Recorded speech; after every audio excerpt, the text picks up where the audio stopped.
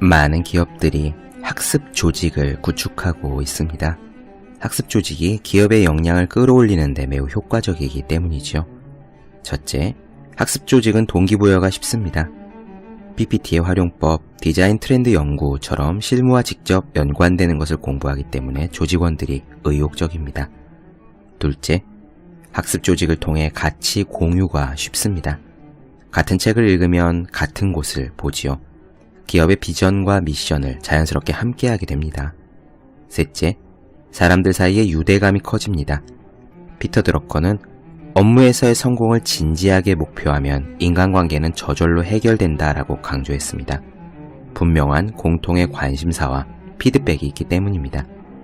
팀워크는 명확한 공통의 목표에서 시작됩니다. 이렇게 기업에 학습 조직이 있다면 공부하는 사람들에게는 스터디가 있습니다. 유명 작가인 나탈리 골드버거는 작가 지망생 시절에 일요일 오전 동네 카페의 글쓰기 모임을 꾸려서 효과를 보았습니다.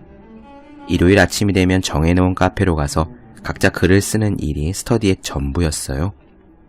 하지만 함께하는 사람이 있다는 사실만으로도 계속 글을 쓸 수 있는 힘이 생겼다고 합니다. 여러분에게 부족한 것이 있는데 혼자 공부할 자신이 없다면 스터디를 꾸려봅시다. 흔한 영어나 취업 스터디가 아니라도 좋습니다. 일본 하이쿠 스터디, 재즈 스터디는 어떨까요? 여러분은 공부와 친구를 모두 얻게 될 겁니다. 365공 비타민, 기업의 학습 조직과 당신의 스터디의 한 대목으로 시작합니다.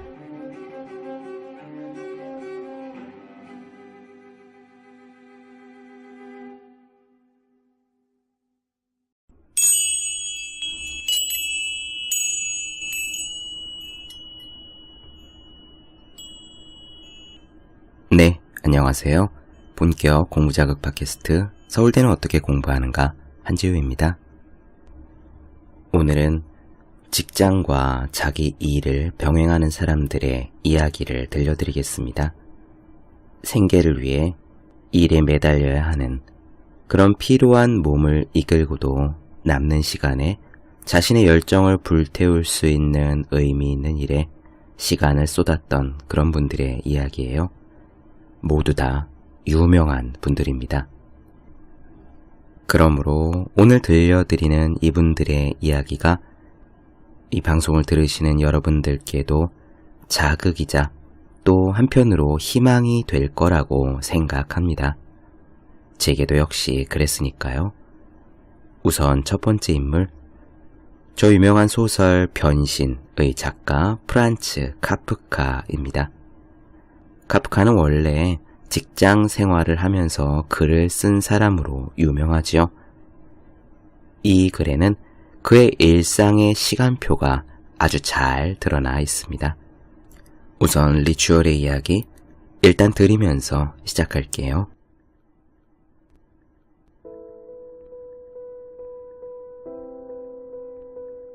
(1908년) 카프카는 프라하에 노동자 재해보험국 관리로 들어가면서 그토록 바라던 안정된 근무 시간에 일하게 되었다.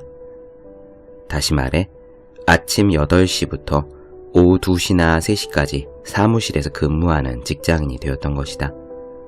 오랜 시간을 일하고 자주 야근까지 해야 했던 과거의 직장에 비하면 상당한 발전이었지만 카프카는 여전히 방해받는 기분이었다. 좁은 아파트에서 가족들과 함께 살고 있어 모두가 잠든 밤 늦게라야 글쓰기에 집중할 수 있었기 때문이다. 1912년 카프카는 펠리체 바우어에게 시간은 짧고 내 힘은 부족하고 사무실은 끔찍스럽고 집은 시끄럽습니다. 아름답고 굴절 없는 삶이 가능하지 않은 사람은 예술 작품을 통해 그 어려움을 어떻게든 헤쳐나가야만 할 것입니다. 라고 푸념하는 편지를 보냈다. 같은 편지에서 카프카는 자신의 시간표를 덧붙여 설명했다. 아침 8시부터 2시나 2시 반까지 사무실에서 일하고 3시나 3시 반에 점심 식사를 합니다. 그 후 7시 반까지 침대에 누워 잠을 잡니다. 하지만 대부분의 경우 뒤척이다가 끝나지요. 창문을 열어놓고 발가벗은 채 10분 정도 운동을 하고 때로는 친구와 아니면 혼자서 1시간가량 산책을 합니다. 산책을 다녀와서는 친구들과 저녁 식사를 해요. 그리고 밤 10시 반, 11시 반까지 미루는 경우는 거의 없습니다. 그쯤 돼서 책상에 앉아 글을 쓰기 시작합니다. 체력이나 기분에 따라 달라지지만 새벽 1시나 2시, 운이 좋으면 3시까지 계속 작업을 합니다. 한 번은 아침 6시까지 작업한 적도 있었습니다. 다시 앞에서 말했던 운동을 하지만 격렬한 운동은 피합니다. 샤워를 하고 나면 언제나 심장에 약간의 통증이 밀려오고 위가 뒤틀리지만 잠자리에 들어요. 잠을 청해보려고 상상할 수 있는 온갖 노력을 다하지만 불가능한 일을 이루려는 것처럼 무척 어렵습니다. 따라서 저의 밤은 두 부분으로 이루어집니다. 하나는 깨어있는 시간의 밤이고 다른 하나는 잠을 이루지 못하는 시간의 밤입니다.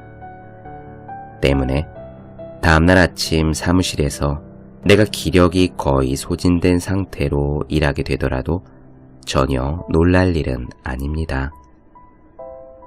요즘 타이피스트가 있는 곳까지 갈 때 항상 이용하는 복도에는 관처럼 생긴 손수레가 있습니다.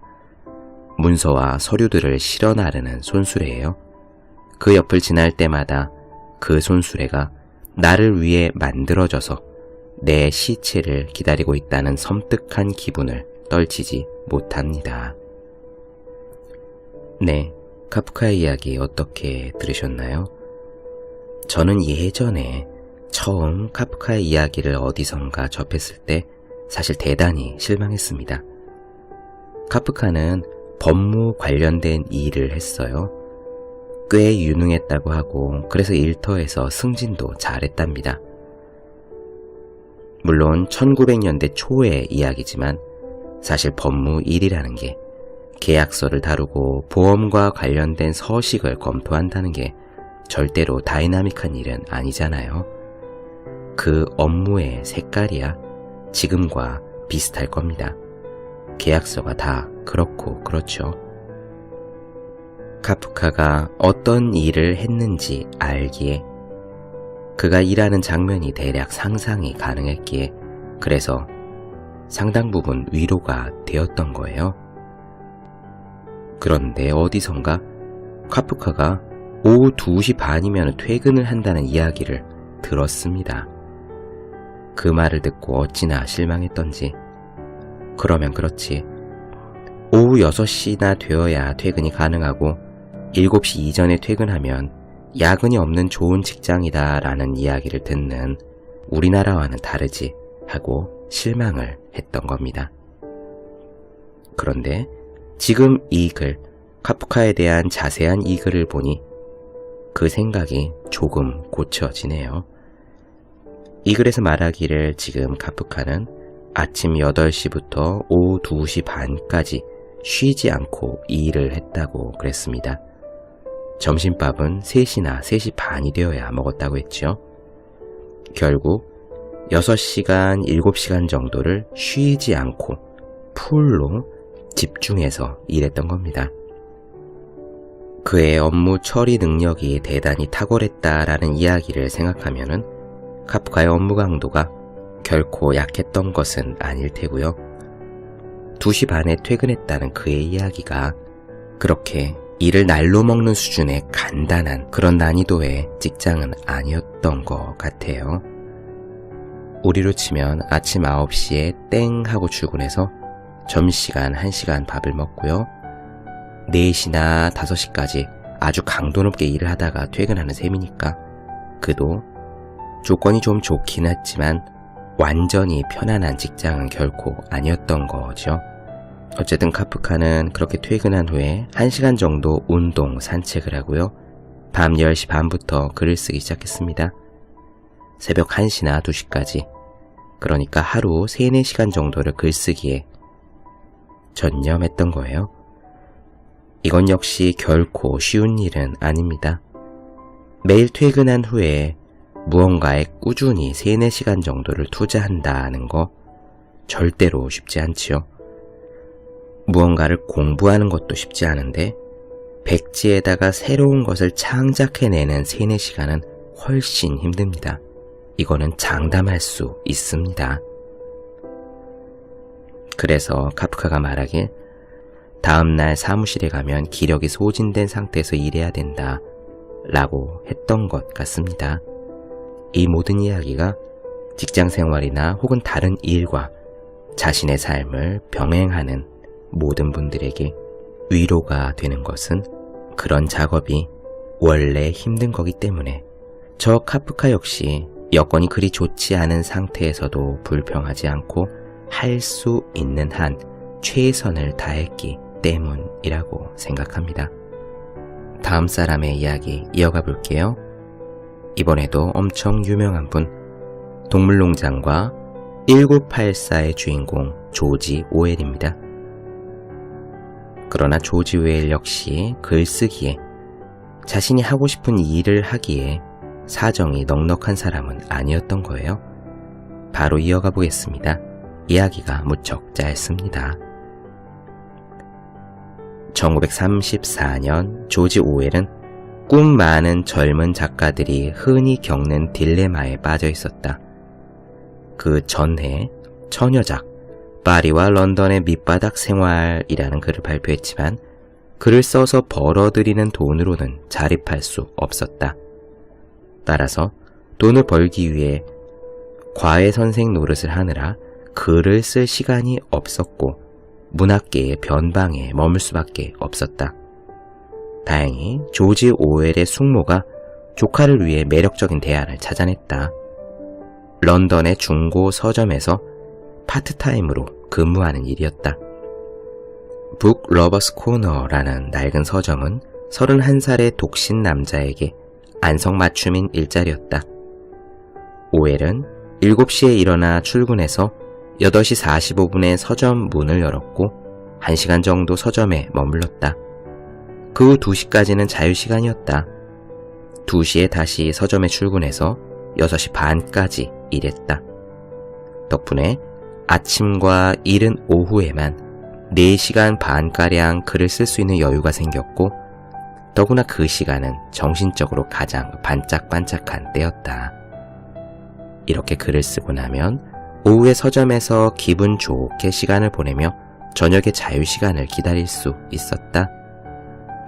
조지 오웰은 저녁에는 동네를 느긋하게 산책했고 나중에는 독신자를 위한 그릴이라고 이름 붙인 자그마한 가스 난로를 구입해서 그 옆에서 시간을 보냈다. 굽고 삶고 튀길 수 있는 그 가스 난로를 10분 활용해서 조지 오웰은 자신의 아담한 아파트로 손님들을 초대해 조촐하게 대접하기도 했다.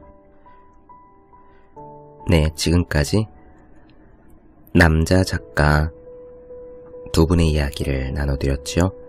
이번에는 여성 작가, 역시 유명한 분, 문학계의 슈퍼스타 한 분을 불러보겠습니다. 오만과 편견의 작가 제인 오스틴입니다. 저는 사실 작년에야 처음으로 오만과 편견을 읽었어요. 읽고 나서 너무 재미있어가지고 키이라 나이틀리가 주연으로 나온 영화를 찾아서 봤고요. 또 곁다리로 오만과 편견과 좀비라는 영화도 찾아보았습니다. 패러디 영화인데 오만과 편견을 알고 나면은 꽤 재미있어요. 아무튼 오만과 편견, 에마, 설득, 노생거 수도원처럼 긴 작품을 많이 남긴 제인 오스틴도 글쓰기에 완전히 좋은 최고의 환경에 살았던 것은 아니었습니다. 그녀는 회사 대신에 가사일 그리고 타인의 시선이라는 부담감을 이겨내야 했어요. 오만과 편견 좋아하시는 분들 많으시죠? 제인 오스틴이 어떻게 글을 썼는지 이어가 보겠습니다. 제인 오스틴은 한 번도 혼자 산 적이 없었을 뿐더러 일상의 삶에서 외로움을 겪을 틈이 없었다. 잉글랜드 초튼에 마련한 마지막 보금자리도 예외가 아니었다. 그곳에서 오스틴은 어머니와 언니와 절친한 친구 이외에 3명의 하인과 함께 살았다. 방문객들도 끊이지 않았는데 때로는 예고도 없이 찾아오는 방문객까지 있었다. 하지만 초튼에 정착한 1809년부터 세상을 떠나는 날까지 오스틴은 작품 활동에 매진했다. 이성과 감성, 그리고 오만과 편견의 초창기 원고를 개작해서 출판했고 3편의 새로운 소설 맨스필드 파크와 에마, 설득을 썼다. 오스틴의 조카는 당시를 회상하며 고모가 거실에 앉아 온갖 방해를 받으면서 글을 꾸역꾸역 썼다고 말했다. 고모는 하인들이나 방문객들 또 가족의 범위를 벗어난 사람들이 자신의 직업을 눈치채지 못하게 하려고 조심했습니다. 그래서 언제든 치울 수 있고 앞뒤로 덮어 감출 수 있는 작은 종이에 글을 썼어요. 현관과 지필실 사이에는 조금이라도 움직이면 삐걱삐걱 소리가 나는 회전문이 있었습니다. 그러나 고모는 그 귀에 거슬리는 소리가 누군가 왔다는 걸 알려주는 신호라고 생각하여 그 작은 불편을 고치는 걸 반대했지요. 제인 오스틴은 다른 여자들이 일어나기 전에 먼저 일어나 피아노를 연주했다. 9시에는 가족들을 위해 아침 식사를 준비했는데 그녀가 맡은 주된 가사일이었다. 그 후 거실에 자리를 잡고 앉아 글을 쓰기 시작했고 어머니와 누이는 그 옆에 조용히 앉아 바느질을 했다. 방문객이 찾아오면 오스틴은 재빨리 원고를 감추고 바느질을 하는 척했다. 하루의 주된 식사는 3시와 4시 사이에 있었다. 식사 후에는 가족들끼리 카드놀이를 하거나 차를 마시며 대화를 나누는 시간이 이어졌다. 저녁에는 소설을 소리내어 읽으며 시간을 보냈다. 이때 집필 중인 작품을 가족들에게 읽어주기도 했다. 당시 작가들이 바라던 사생활과 독립된 삶은 없었지만 오스틴은 초튼에서의 생활을 만족스럽게 받아들였고 가족들은 그녀의 작업을 존중해 주었다. 네, 마지막으로요. SF계의 거장 한 분을 모셔보겠습니다. 200권이 넘는 작품들을 남긴 거장, 아이작 아시모프입니다. 평생 남긴 책이 200권이나 된다니 그게 얼만큼이나 될지 잠깐 한번 생각을 해보시죠. 200페이지쯤 되는 책을 10권쯤 쌓으면은 손바닥으로 한 뼘 정도 높이가 됩니다. 그렇게 20뼘을 연속해서 쌓아야 200권이 돼요. 그렇게 어마어마한 양의 책을 평생 동안 써냈다는 겁니다. 그런 아이작 아시모프의 결과물을 보고 우리는 천재다라고 쉽게 말하지만 사실 이것은 기본적으로 엄청난 노력과 인내와 성실의 결과물입니다. 그래서 아이작 아시모프의 이 에피소드의 제목이 이래요. 장시간의 노동이 주는 행복감이라고요. 며칠 전에 한 지인이 제게 찰스 디킨즈의 2 도시 이야기를 읽다가 이런 말을 건넸습니다. 디킨즈가 이런 말을 했대요. 가면서 초조해하는 것이 가만히 서서 초조해하는 것보다 낫다. 때로는 휴식이 없는 인생도 있다. 그렇습니다. 그런 인생도 있고 그 안에서 행복을 느끼는 인생도 있는 것이죠. 가면서 초조해하는 것이 가만히 서서 초조해하는 것보다 낫다. 때로는 휴식이 없는 인생도 있다. 저는 디킨즈의 그 말이 너무 좋아서 바로 카카오톡 프로필 칸에 적어두었어요. 어쩌면 올 한 해 새해의 화두가 될지도 모른다라고 생각했습니다. 이어가 보죠. 오늘 마지막으로 들려드리는 이야기입니다. 아이작 아시모프가 어떻게 노력을 했는지 장시간의 노동이 주는 행복감 시작하겠습니다. 아이작 아시모프는 사후에 발간된 회고록에서 16살부터 22살까지 내 삶에서 가장 중요한 부분은 아버지가 운영하던 과자점이었다라고 말했다. 그의 아버지는 브루클린에서 여러 개의 과자점을 운영했는데 하루도 쉬지 않고 매일 아침 6시에 문을 열고 다음날 새벽 1시에 문을 닫았다. 어린 아시모프도 6시에 일어나 신문을 배달했을 뿐 아니라 학교 수업이 끝나면 번개처럼 집에 돌아와 과자점 일을 도와야 했다. 당시를 회상하며 아이작 아시모프는 이렇게 말했다. 나는 장시간 노동을 좋아한 것이 분명하다. 늙어서도 어린 시절과 젊은 시절에 열심히 일했으니까 이제는 좀 편안하게 지내면서 늦잠을 자야겠다라고 생각해 본 적이 한 번도 없기 때문이다. 오히려 나는 평생 동안 어린 시절처럼 살았다. 지금도 새벽 5시에 일어나고 가능하면 일찍 이 일을 시작한다. 또 내가 견딜 수 있는 한 오랫동안 일한다. 매일 그렇게 한다. 휴일에도 예외가 없다. 자발적으로 휴가를 낸 적이 없고 휴가 중에도 어떻게든 일하려고 애쓴다. 이것은 내가 병원에 입원했을 때도 다를 바가 없었다. 달리 말하면 나는 지금도 그렇지만 앞으로도 과자점에 쭉 있을 거다. 물론 이제는 손님을 기다리지 않는다. 돈을 받지도 않고 거스름돈을 주지도 않는다. 나를 찾아오는 사람을 공손히 대할 필요도 없다. 게다가 나는 그런 점에서 대단히 뛰어난 것도 아니다. 이제는 내가 하고 싶은 것들을 하지만 하루의 시간표는 옛날과 똑같다. 그것은 내 몸에 깊이 새겨진 시간표이고 나에게 기회가 있었다면 반발했을 것이라고 많은 사람들이 생각하는 그런 시간표이다. 하지만 과자점은 생존의 문제와 아무 관계가 없었고 나에게 넘치는 행복을 안겨주었다. 따라서 과자점은 나에게 적지 않게 이로운 존재였고 그런 행복이 장시간의 노동과 밀접한 관계가 있기 때문에 내가 장시간 노동을 달갑게 받아들이며 평생의 원칙으로 삼았다고 말할 수밖에 없다.